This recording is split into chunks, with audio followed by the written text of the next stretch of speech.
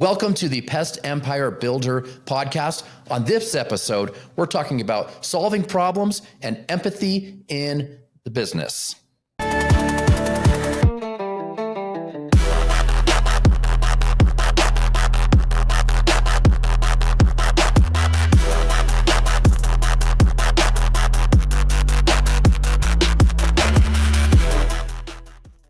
Welcome to the show. Thank you guys so much for tuning in. On today's episode, I am super excited. We have Rob with us, and we're going to be talking about a few different amazing topics. But Rob, thank you so much for taking the time to join with us today on the show. How are you doing, my man? Doing well. Thanks for having me, Matt. Hopefully I can live up to your fame on this as well.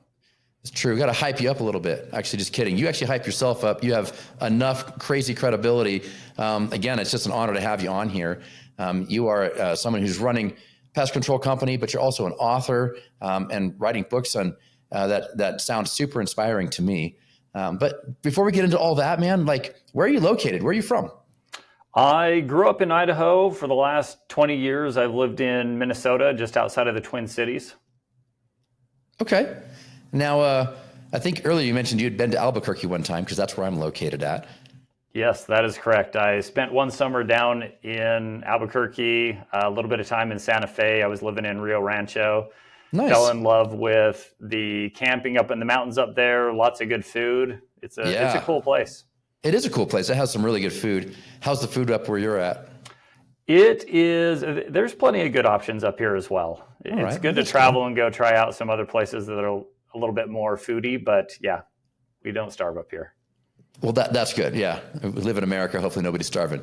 Yeah. Yeah. In fact, quite the opposite. You look around and see maybe some people could use a little less food sometimes. Yeah, that's accurate. Sometimes I could use a little less food. But man, so you're up there, up north. Yeah. So what are you doing these days now? I know you're still working in pest control. What are you up to today?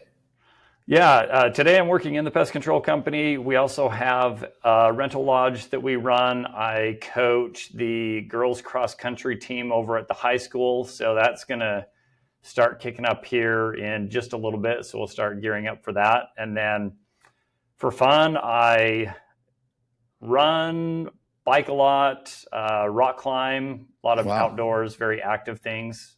Last year I biked across Idaho in 6 days, went over a few mountain ranges. That was pretty fun. Oh, that's impressive, man. Yeah. It's fun, at least. How long you been coaching cross country? What got you into that? This is probably going to be my 7th year, I think. And I got into it when a friend of the family, they had a girl who was just absolutely killing it, had some good opportunities to build kind of a college running career out of it. And when they were looking at the trajectory and what was in front of her, they felt like she needed a little bit different angle on coaching and some specialized coaching. And at the time I was part of a national team, the Endurance Project, and I was doing ultra marathons, multi-day runs, like, 300 miles type runs.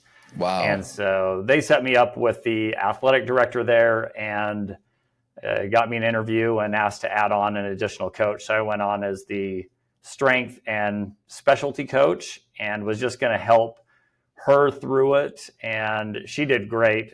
She's still running in college and she's graduating this year. So that was fun. But after doing it for a couple of years, I just fell in love with the program. The parents, the families, the girls, they're just super fun to work with, and to just see them develop when you start with somebody that's coming out of 8th grade, just learning how to run, and get into their senior year, it's hard to walk away from that. Oh man, I bet. It's gotta be really fulfilling to see that, how you're impacting people. Did you say a 300-mile run?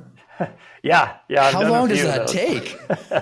That one took me 5 days. So we crossed through 5 different states in that journey, and it was kind of fun. You had the map ahead of time so you could study it, and it was unsupported. So you just got dropped off at the beginning. You rode a ferry across, and it was up to you to get to the other side. And then after I did that one, that race director created a new version of it where you didn't know where you were going ahead of time. You just met at the finish line.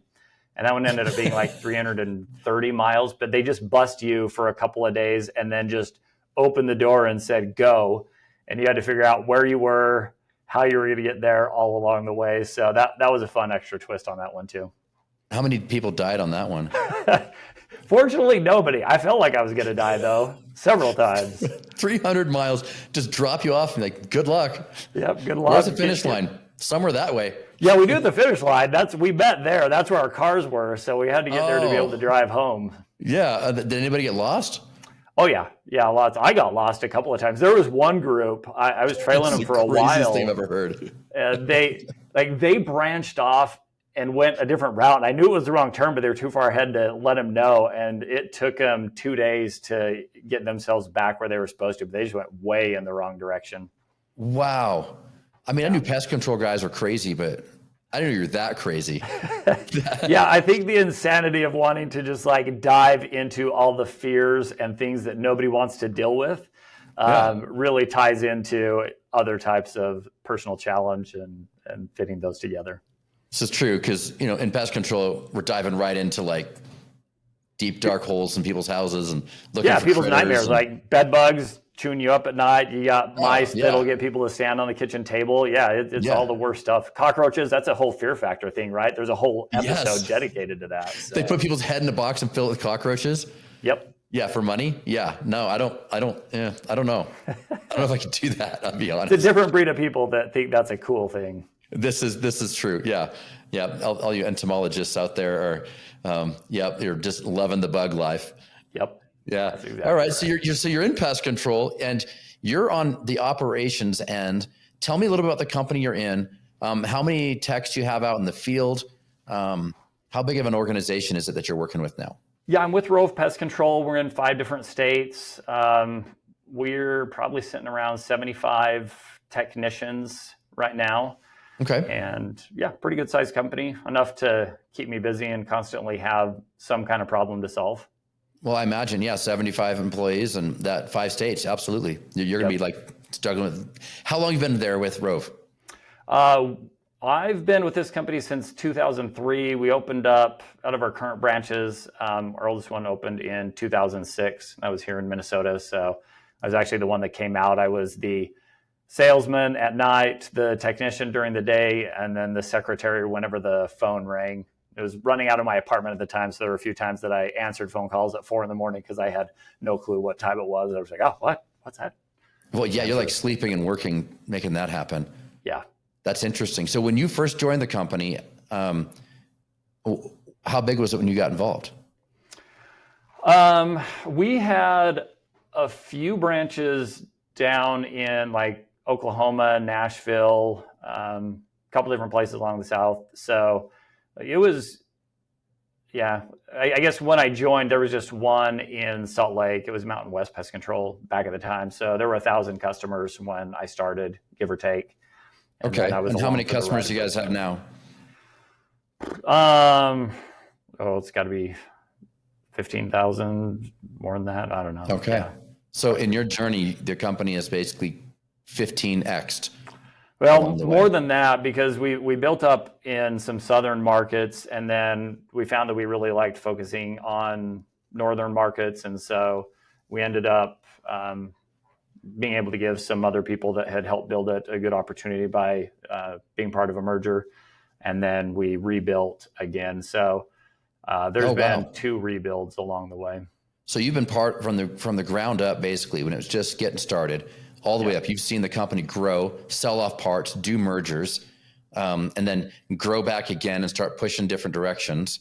Yep. I mean, that's a pretty incredible amount of experience that you've had in pest control over the last 22-ish years, right? Yeah, exactly right. It's been, and the whole industry has just changed along the way. I remember everything being on paper contracts, and we had the old noisy dot matrix printer. And, I still remember the day when I said, "Hey, we need to get a website." And they're like, "No, we don't need a website." It was very early. And our first website was just trash. It's about the equivalent of somebody grabbing a crayon and just drawing on a wall with it. It was awful, but they were all bad back then, man. Yeah. Nothing like they are today. No, it's totally changed. You've been in the industry for a long time, and you've seen it grow from crayon on the wall up to like modern sophistication technology. Yeah, I mean, we have AI that helps answer phone calls. We have an AI chatbot on our website. So it's crazy just to think about what I would have thought if you just rewound the clock like 15 years and say, this is what you're going to be dealing with and trying to integrate into the business. I just wouldn't have been able to fathom it. Wow, that's really incredible. Because I know we have people that listen that are, one-man operators. Like what you said, you started a branch office and they're answering the phones and they're in the sales and they're doing the actual pest control. And then we also have listeners that are, in a similar boat to you where they're running a pretty large operation. Yeah. And it's surprising how similar. I mean, there are stark differences between the one-man show and the $15 million or $50 million operation, but more or less, we're all dealing with the same basic set of problems. It just becomes a little more convoluted and complicated in how many different ways it can try and run away with itself. But it's all, you've got one end of the business where you're trying to figure out the environment and the bugs, and the other part is people, whether that's the customers or the team members. Like, it's all just people and trying to understand how they function and how you fit in with them. The people and bugs. Yeah, people and bugs, that's it. People and bugs, man. Make it sound so easy. Yeah. Yeah, I think I'll start a $50 million pest control company right now. Let's go. Starts with the first file in the cabinet. That's how it goes. That's right, man. The people and the bugs. I like it. You make it so simple. I love that. And that's really a gift, though. I mean, people who can take complex or what appears to be complex situations, turn it into something simple to be able to understand and digest. That's really a fantastic gift. Not everybody has that, which is probably why you're running a lot of operations in a large company. You probably see right through the noise to see what's clear, and others maybe struggle with that. So, man, congrats on that. That's for sure. Thanks. Yeah, I think that's a really insightful comment. Almost any time where I'm reaching out to help somebody with an issue, whether it's within my company or somebody that I'm consulting with, it is always that situation where we're trying to peel back layers and just say, okay, there's all of this noise, there's all of this stuff in the way. What's at the heart of this? What's the real element that we need to dive into? I think there's a few exceptions where somebody gets, myopic and that real narrow vision, and they're only looking at one thing, and they're focused on, maybe just this one little channel of marketing. Like, I love Angie and that's all I focus on, and everything in their business is on fire all the way around them, and they need to take a wider view. Yeah, most of the time it is simplifying that perspective, like you said. Yeah, that's really good. Some of my best consultants, some of the best coaches I have in my life are able to do that. In fact, that's what's really good about the entire PEST Empire Builder system is that getting people together in a mastermind group, sometimes people can see through your mess easier than you can see through your mess. Because when I look at my own mess, sometimes I do see all the layers and all the complexity, and somebody else comes in and looks at it and says, no, it's just this, Matt. It's just that simple. And you're like, oh, shoot. Yeah, sure enough. It just takes out that outside perspective, which is why mastermind groups are incredible. They're such powerful growth tools to grow your business. And, 100%. Yeah.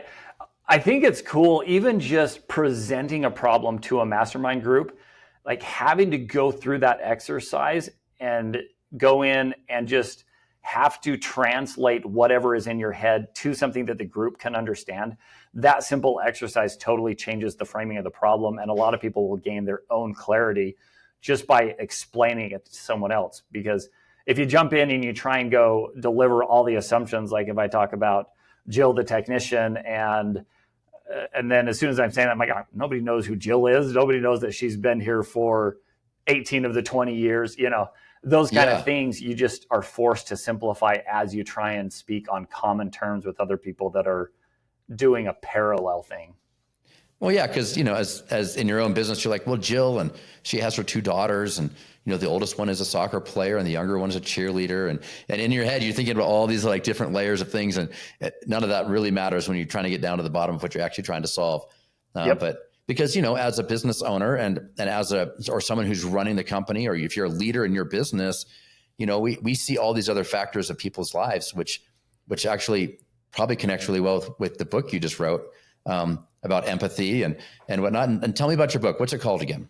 Empathy and Understanding in Business. It was a fun project. I worked on it with Chris Voss. For those that don't know, he's a ex-hostage negotiator for the FBI, and has a good consulting business and does a lot with just communications. And he wanted to put together the concept that he had done for FBI negotiating and bring that into the business world. And so he put out an invitation to a bunch of business leaders from various industries to come together and give their perspectives on it.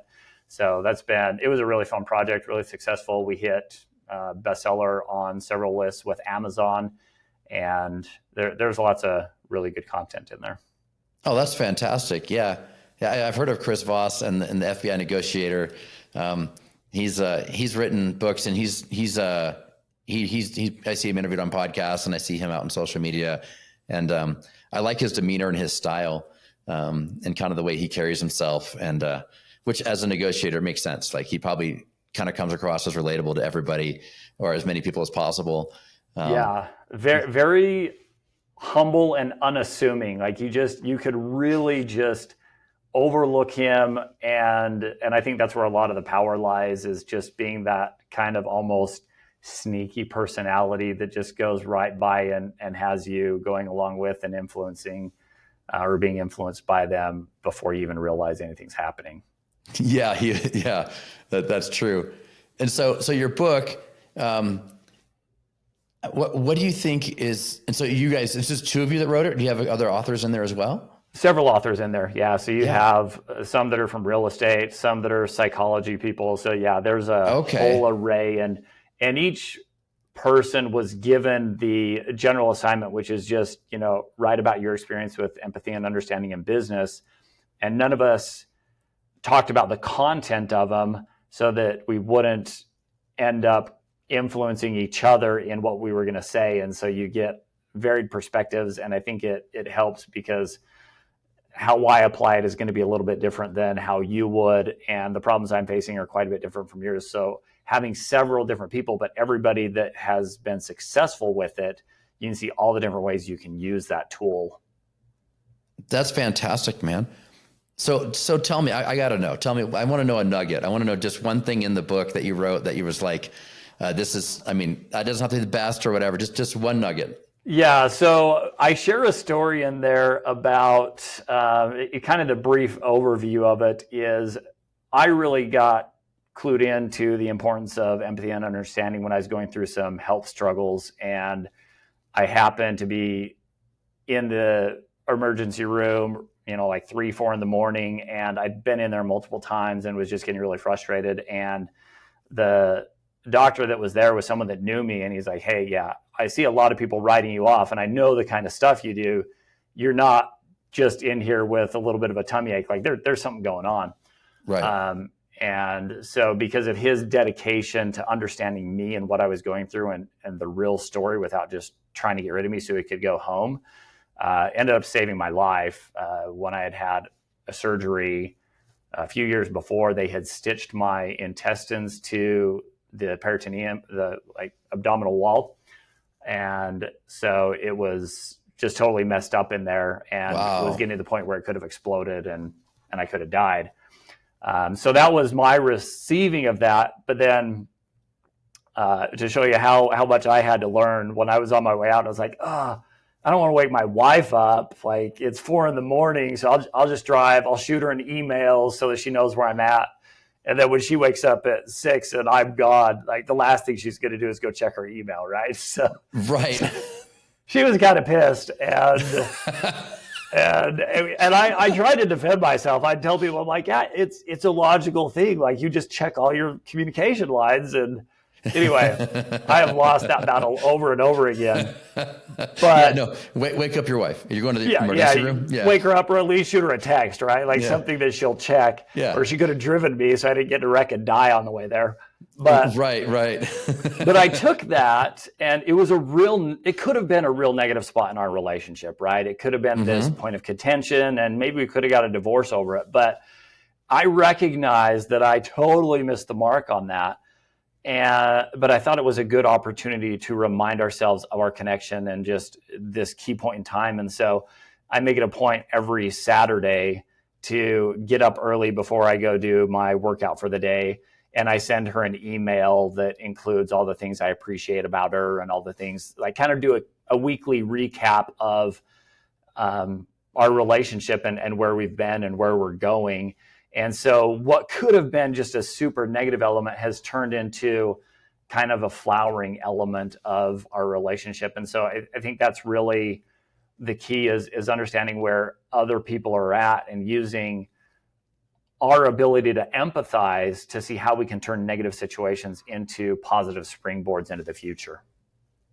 Wow. What you just said right there was brilliant. I mean, just brilliant. You think about like being able to do that, just that weekly recap email idea of what you have, being able to take the time and sit down, whether you're whatever kind of relationship you're in, if you're a husband and a wife or boyfriend, girlfriend, and whether you're a man or a woman, either way, taking the time to sit down and do that, like, here's what I appreciate about you. I'm so grateful for you, and I'm grateful for this and this and this. And like, just that kind of loving you for who you are and appreciating. And then almost like a future forward, I see us going these places, and that's unbelievable. What a great investment into your relationship. And you're right. It came out of a negative experience, but that's an awesome thing to do. I mean, just for anybody's relationship, if you get nothing else out of this episode, man, you could build your personal relationship better just from that right there. I love that, man. That is really, really good relationship advice. It's fun. It's a good piece. And I wish it were always more about her, but I end up finding so much out about myself, usually like all the ways I messed up. but yeah, I mean, it's a cool, fun piece. And she always has a good comment on it the next day or later on after she's had a chance to process it. So it's That's cool pretty piece. cool. That's pretty cool. I don't think you can never go wrong with over communicating your gratefulness and gratitude, or just your love for your partner. That's you can never go wrong with that. 100%. That's really, really cool, man. It's good. How long have you been married now? Since 2007, so 18 years. Man, congratulations. Oh, thanks. Congratulations. It's interesting the correlation between self-development, taking care of yourself, growing yourself as a human being, growing your relationship if you're married, or growing that relationship to a stronger place, how much impact that has, how much influence that has on business, and how much if your things at home are healthy and stable, how it makes it easier to be better at what you're doing when you're out at work and you're out in the business environment. And so I think that's really just a great quality that you have there, man. That's really cool. Thank you. Yeah, I think I really like that perspective, Matt, that the successes that you're having at home should translate to successes you're having in the business, and vice versa. But also the flip side of that, kind of the dark side of that analogy, is totally true as well, where it is. If you're struggling with something at home, those values and those character traits, they're going to be existing in your business as well. And whether you notice it or not, those need practice and need adjusted, or else you're going to have those same issues popping up because it's the same person going in. You might be acting a little bit different or wearing a little bit different hat, but the core values that are driving that are the same. Yeah, absolutely. Yeah. I mean, I think it's John Maxwell. I hear him at least say it. I don't know if he coined it, but he says everything rises and falls on leadership, and the leadership in your organization and who you are as a leader. Who you are as a person is the culture you're going to build inside of your company. And so and what influences who you are in your own personal culture and your own personal leadership style, if you are fighting at home and there's a lot of angst at home and things aren't going well at home in your personal life, no matter how hard you try, that's going to bleed over from time to time into your workplace. Whereas if your home life and your personal life and who you are as a person is being built up, and then you end up being better leader where you're at out in your workplace. And so you really have to take care of yourself, and part of taking care of yourself is taking care of that relationship, because who you are is kind of who you are. And I think that's one thing also I love about the PEB community as well is that we do really focus, hey, if you build the leader, then it makes it easier to build the business. And so we got to build yourself up. You got to take care of yourself and your own personal life. And when that's running really well, everything else starts to run well as well. Very well said. Yeah. And it's been fun over the last several months just to see a lot of the leadership and growth within the community, and see people that came in with certain questions and what they were struggling with, and now they're helping others with that, and they're discovering kind of higher level issues that they can work on, and constantly just working their way up that staircase. And yeah, you said it well. So when you talk about empathy in business, like how do you see that play out, like maybe real world? Where do you see that playing out in your own business, and how does that roll out? Do you maybe have a story or an example or something like that? Yeah, and if you understand the crux of it being that you can put yourself in the other person's shoes just enough to understand where they're coming from, what they're experiencing, and a lot of them are those situations where if the behavior you're observing seems crazy, then there's something entirely that's being missed by the observer. And so the concept is you want to be able to connect with them, use some really key skills to extract information and be able to find out what's going on, so that then you can find out what they need so that they can progress in the right direction. So one situation that we had is we had a particular team member that was just driving their manager insane. They were super selfish. They didn't care about anybody else on the team, to the extent that they would burn somebody else down just to take a little step forward themselves. Wow. And he was just fed up. He came in and just said, hey, yeah, I've tried this. I've tried everything. We've done coaching. We've done discipline. Like, she's got to go. And I said, yeah, I totally agree. Totally going to sign off on that. If you want to let her go, I think that will improve the organization. And I said, but, maybe one last try. I go in with this interview technique. Here's some key questions I want you to ask. And you can go and relax, because worst case scenario, we're just going to let her go, and your team improves and life is good. But go find out these key things. And he took that and went in with a very curious mind, really focused on the other individual. And he had asked me to go in and be a fly on the wall, and I ended up participating quite a bit in the conversation. But one of the things that I asked her was just why customers reach out to her, why she's valuable as a team member.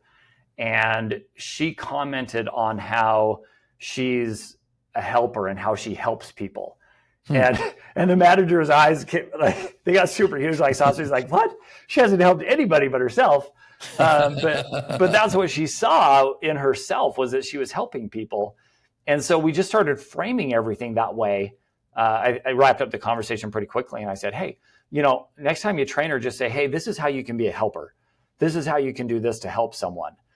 And she really got excited about it. And all it was, going back to your comments about simplicity, is she needed all of the rules, all of the regulations just simplified down to how she's helping. And when she caught that vision, she's been great. Like, total turnaround. And he's glad that she's still with us. Like, just wonderful. Oh yeah, that's awesome. Yeah, because the cost of changing a staff member is very expensive. It's very, the cost of a bad hire, or a hire that you can't get turned around, or you got to let them go and then replace them. You're better off trying to coach the ones you have to get into where you need them to be. And man, that's such a great little technique. Ask a few questions you figured out, like through curiosity. Man, that's a great approach. So whenever there's conflict, just default to curiosity and start going, okay, start going from the curiosity. Because I don't know, I think sometimes human nature is, when there's a conflict, we go to a place of defensive position. I'm going to defend against your attacks, and I'm going to counterattack, and it turns into a war and a battle. Whereas if you just let it all down and just get curious about the other person, you're probably going to uncover something like you just did with that person, with that employee.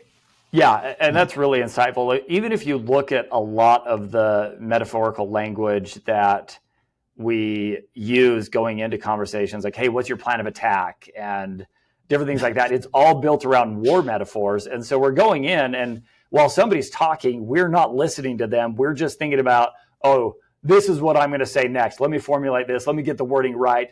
And we don't hear even 20% of the words that they actually gave us. And so it really is just taking turns launching arrows at each other, and you just don't get anywhere that way. No, you really don't, because the walls just get thicker and thicker and taller, and the things you're throwing over those walls to the person get bigger and stronger.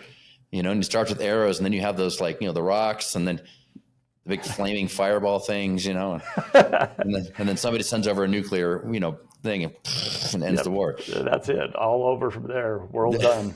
That's it. World War III. Yeah, but man, what a great way to disarm somebody and just de-escalate the situation. And just to that idea of curiosity you mentioned that's incredible. I love that. I'm going to start incorporating that right away. Hey, I like it. It's a fun tool, and it when you're talking about hiring the right people and getting the right people there, there's a reason you brought them onto your team to begin with, or hopefully it wasn't just because it was the only applicant and you settled for it. But even so, they were willing to come help out your business and put some things in. So there's always some redeemable qualities in there. You just have to get down to those core values and find out if there is something that you can build on, some kind of common shared, high ground that you can all reach for and build on. Well, yeah, I mean, your line of questioning got to the core value that you had alignment on. And when you have that alignment and that congruence, then you find that common ground, which is the Voss process, what he kind of does that too, find that common ground. But it's great. So you go and you find that common ground, and then you realign on that common ground. You anchor to that thing. Like you said, helping people was her common ground. Well, I want to help people. You want to help people. We're in alignment on that. So you find that, and now you just anchor everything going forward onto the common ground. And then now together you can work on progressing forward in that common spot. That's a great strategy on trying to work with staff and staff development. Do you do a lot of that in your current business, like staff development and dealing with problems and issues? Yeah, I would say probably not near as much as I want to, but I do get the most difficult problems. So I would say the more successful I'm doing at training leaders and just the culture of the company, the fewer I'm going to get to deal with. But whenever somebody runs into one that's not fitting with the current systems and processes that we have in place to make everything function, then they'll usually come consult with me. And those are fun ones just to explore what they've already done, what's left to explore, what other options are on the table. So yeah, I'll get that. And sometimes it's manager to manager, inner conflict there. Sometimes it's team member to manager. And then a lot of times it'll just be a situation with a customer where we're trying to understand how to communicate this one element to them, or even just taking the perspective of the insect. Like there's one that I'm going out to help a couple of managers on a persistent mite problem that just isn't making sense. It's not following the typical response to treatment. And so I'm going to go out and dive in with them and look at it and see if we can figure out what's being missed and figure out what that puzzle piece is that needs inserted there. Wow. Yeah. So you're involved in the actual field side of things and in the operation side of things, the people side of things. What's left? Marketing, sales? Do you involve in there too? Yeah. Marketing and sales is super fun.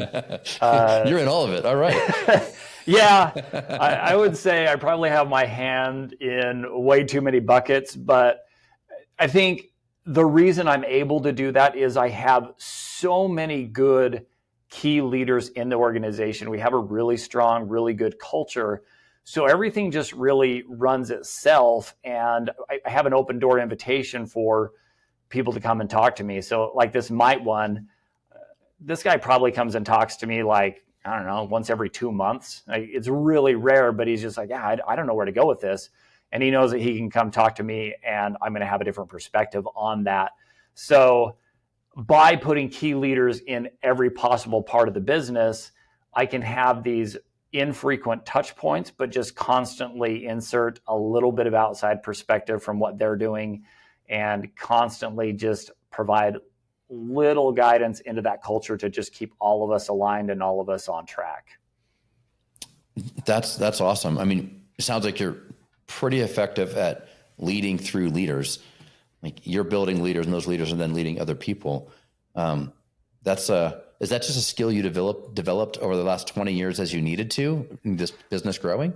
Yeah, I needed to a lot more earlier than what I learned how to do it. And Yeah, I tried. that's normally the case. Yeah. Yeah. Oh, 100%. I tried to do everything. And I really credit my director of operations for this. I remember the conversation, and he basically just asked me to stop stepping on his turf. He's like, I can't do anything. You're constantly in my way. I can't develop my own systems. And I was just, from every sense of it, from getting in his way, interfering, to throwing too many things at him, I couldn't let go.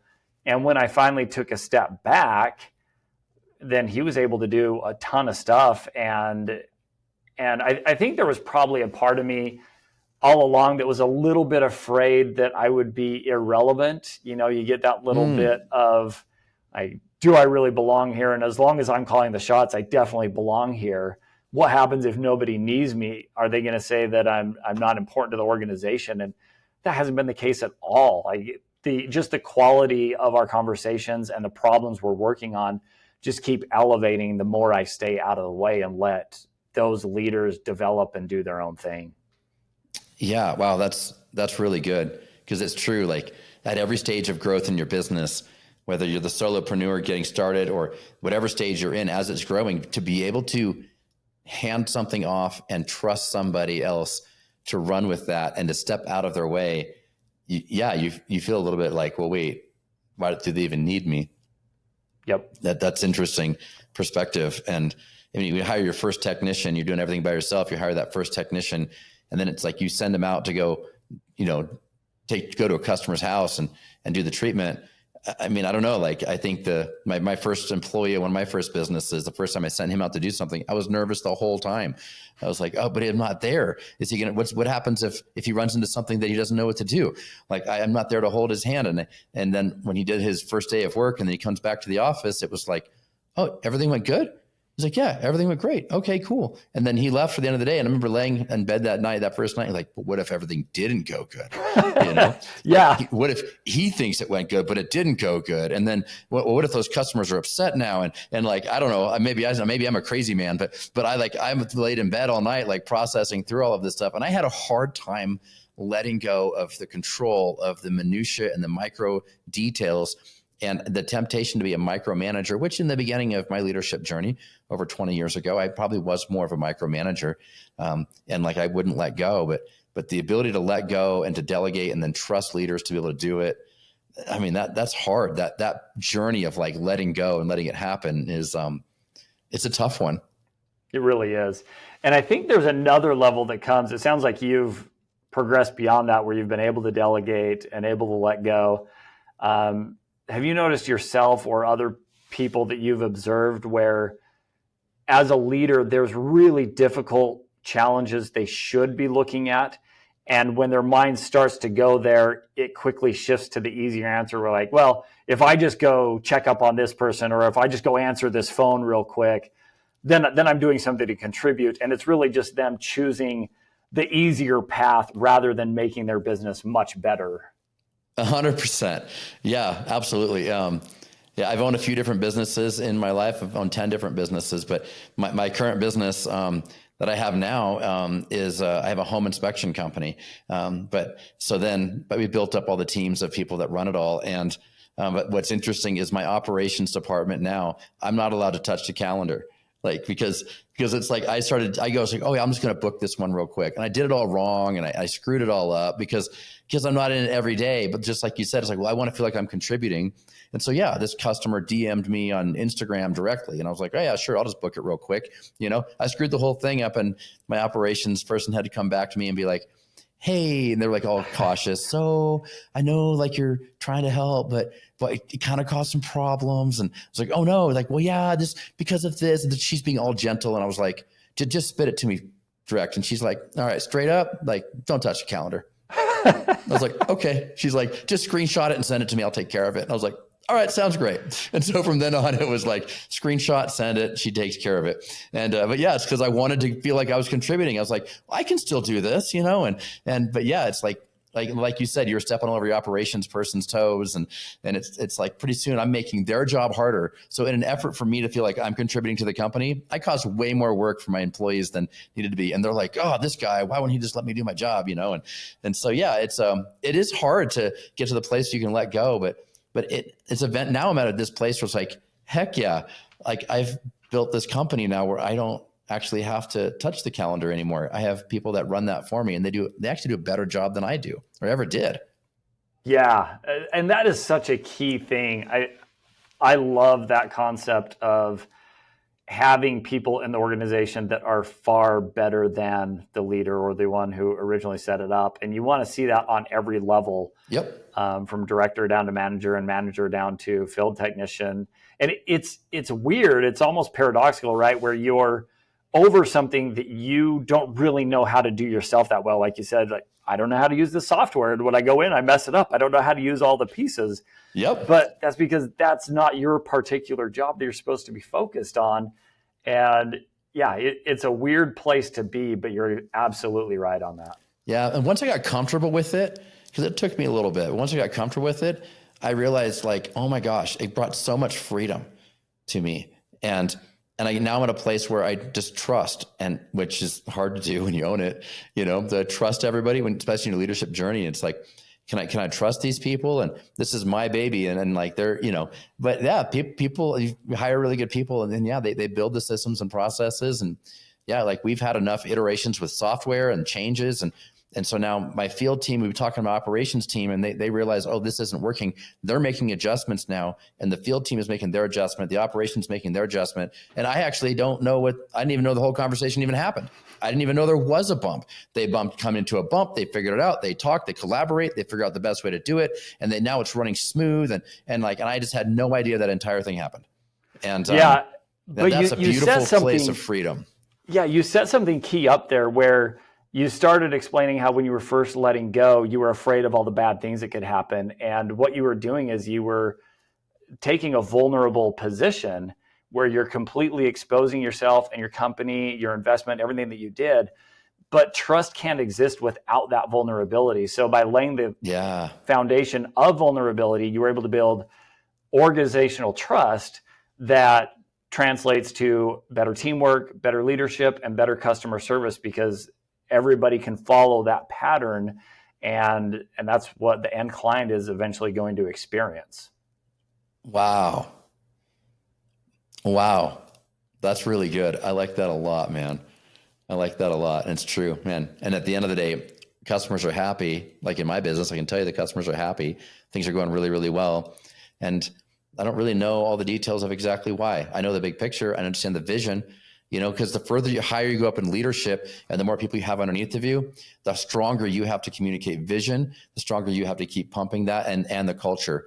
And and my job now is vision and culture, trying to carry that flag and preach that every chance I get inside the business, reinforcing vision and culture. And then people, now they execute on it. And it's a beautiful thing, man. It's a beautiful thing. It is. And kudos to you for having the self-control to, and discipline to focus on that. That really ties back to where we started the conversation about simplicity and peeling back the layers. And just the more your organization grows, the more duties and responsibilities you have to peel off until you are just focused on delivering that vision that guides the culture. And your job becomes communicating that vision in simpler and simpler ways so that it cannot be misunderstood, so that everybody in the organization, no matter what silo they might be working in, they're going to capture that vision and know how to apply it to their particular area. Yeah. I mean, I'll be honest, like me describing it today, you're like, oh, wow, that sounds great. The road of me getting here, man, it was messy. Like I made a lot of mistakes along the way. I had to learn. It doesn't even look like a road when you're looking back, right? It's I beat a path through the jungle with like a machete to try to find my way here. And I'm sure there's, some people that are going to listen and be like, I worked for that guy 18 years ago and he was terrible. I mean, I imagine like, because of the journey on getting to where I'm at now, or even where you're at, man, well, you make mistakes. And so it sounds nice now, but man, I tell you, the road getting here was hard. And and it wasn't pretty. And I wish I had done it the perfect way to get here. And then I didn't, but now I'm here. It's like, now I can see, oh, I know how to make this path a lot better. Probably a lot like your 300-mile run. You're like, oh, I know how to get to the finish line a whole lot better now that I'm here. Oh yeah, 100%. And I love that people like you have gone ahead and stumbled and tripped and figured a lot of this stuff out, so that when you're reaching out, through this podcast and through some of the other consulting and things that you do, that you're able to deliver this information to people so they don't have to go through that super ugly road, and they can just fast forward to the good way to do it. Like basically having a recipe book rather than sitting out there on a farm wondering what to do with the corn stalk, and just knowing, yeah, I can go to the store, I can get these ingredients, and this is the exact recipe of how to put it together, and I just have to practice and do it, and it'll come together. Yeah, which is the beauty of PEST Empire Builder, is that you get to sit in a room with people who are a few steps ahead of you, and they're able to get, hey, watch out for this landmine, watch out for this boulder, there's a cliff over here. Being in the mastermind group like that, it just ties it all together. And another thing I find really fulfilling about being in a mastermind group too is you got people ahead of you that are kind of helping you get to the next steps, but you're also a contributor when you're there, and you're helping someone that's behind you for them to get to their next steps as well. And it's really fulfilling to help other people be successful in what they're doing, especially when you're able to communicate like a lesson learned. Like you've learned so many lessons and you're communicating them even through this podcast. So maybe somebody can help like get down the road a little further and faster than you did. And so you're able to help other people. That's such a good feeling. And you get to gain from yourself. I mean, I don't know. That's where PEST Empire Builder just comes in to play and really helps people grow their businesses faster and stronger with record profits and more time freedom and everything else. Yeah. And the element that people are gaining when they're helping other people is something that gets overlooked. Even if you're attending other classes or studying things or, going to college, whatever you're doing, when you're bringing those skills into your head or just internalizing them, it's not the same as teaching that to someone else. If you really want to master a principle, you take that and you teach it to someone else. And PEST Empire Builder provides that opportunity where you can take something that you're working on or that you think you've mastered, and then you try and explain it to someone else, and you find out all the things that you don't know and all of the assumptions that you had baked into it. And it refines your understanding and refines your practice. And you can see, hey, I'm telling them to do this. I need to set up that deliberate practice for myself as well, so I can get to that next level. And that's where a lot of that improvement comes from. Yeah, absolutely. Man, Rob, this has been a great conversation. What's coming up for you next? Anything big coming up for you in the near future? Oh, there's always something big. I think the thing I'm looking forward to most this year is we're going to Banff. There's a waterfall there that has a really cool climb. So you climb up the left side, and then you actually get to go through this really dark tunnel behind the waterfall, and then end up going up the right side. So is that part of another 300-mile run, or is this? I don't have anything super long distance on run or bike set. We started a few initiatives with the company. We just did our first training program for our commercial reps. It was like during the busy season, a couple of days, a really big kickoff. And so I really wanted to give time for some of these new programs to launch and really get where they want to. And then, maybe when I get to mid-July, I can figure out where things are at and pick my next challenge. But I do enjoy always having something to go out and just strip everything I'm with down to just the bare minimum and remind myself that if everything goes away today, I still know how to go forward and I still know how to rebuild everything. That's awesome. Any more books in your future? I've got a few that I'm working on. They're probably years out before they get there. We just finished a project with, it was a follow-up to Empathy and Understanding in Business, the book, and it's a TV series that is going to be on Amazon. Oh, very cool. So that should be coming out this year. We just finished that up, and I think it'll be cool. Man, that's awesome. I'll be looking for it when it comes out. Hey, thanks. That's great, I appreciate it. Well, man, it's been great having you on the show. And this has been just a great conversation. I'm sure that maybe someone in the audience is going to have questions or maybe want to ask you something different or maybe just learn more about what your work is. What's the best way for someone to get a hold of you or learn more about you? Yeah, probably the best way is either through PEST Empire Builder. We have a Facebook community there. That's a good place to connect with me and toss questions out. If you want to reach out to me on LinkedIn, I'm Rob Greer on there. The only COO, ACE, best-selling author, Rob Greer on there. So yeah, either one of those are easy enough. That's awesome, man. Well, thank you so much for being on the show. Hey, thanks for having me. You were a lot of fun to talk to. Yeah. Very insightful. All right, thanks, man. All right.